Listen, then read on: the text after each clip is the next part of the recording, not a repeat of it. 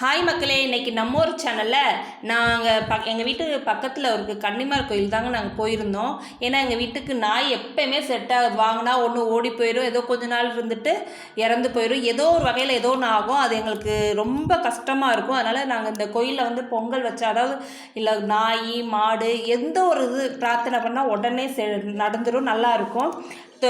விவசாயமும் எது செஞ்சாலுமே நல்லாயிருக்கும். அதை வேண்டுதல் வச்சு நாங்கள் நாய் சிலை வாங்கி வச்சோம். அது மாதிரி பொங்கல் செஞ்சோம். பக்கத்து வீட்டு எங்கள் அண்ணா பக்கத்தில் ஒரு அண்ணா தான் கூட்டிகிட்டு போனோம். அபிஷேகம் அவங்களுக்கு சாவை அறுத்தோம். நாங்கள் அந்த அண்ணா தான் வெட்டி கொடுத்தாங்க. அபிஷேகமே அந்த அண்ணா தான் பண்ணாங்க. எங்களுக்கெல்லாம் சாவெல்லாம் அறுக்க தெரியாது. இது மாதிரி பொங்கல் செஞ்சு வெள்ளம் ஒரு படி கொண்டு போய் செஞ்சுருந்தோம்.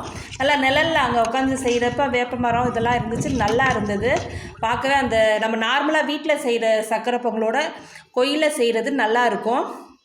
கரெக்டான பக்குவத்தில் செஞ்சு நாங்கள் அந்த கோயிலுக்கு பரிமாறினோம். அந்த இடத்துல இருந்தது அமைதியாகவே இருந்தது. ஆனால் நாங்கள் அதாவது அந்த அந்த அந்த கோயிலில் வந்து என்ன பிரார்த்தனை செஞ்சாலும் பாம்பு வீட்டுக்கு வந்தாலும் வரக்கூடாதுங்கிற மாதிரி எந்த ஒரு பிரார்த்தனை செஞ்சாலும் நல்லது நடக்கும். நாங்கள் போய் இப்போ நான் அன்றைக்கி தான் ஃபஸ்ட்டு டைம் போனேன். எங்கள் ஊர்லேருந்து ஒரு 3 கிலோமீட்டர் தள்ளி தான் இருந்ததுனால நான் அதிகமாக போனதில்லை. அங்கே போய் பார்த்தோன்னா அந்த இடமே அவ்வளோ இதாக இருந்தது. நிறைய பேர் அந்த காலத்துலேருந்தே சிலைகள் நிறையா வச்சுருந்தாங்க, வேண்டுதல் வச்சு.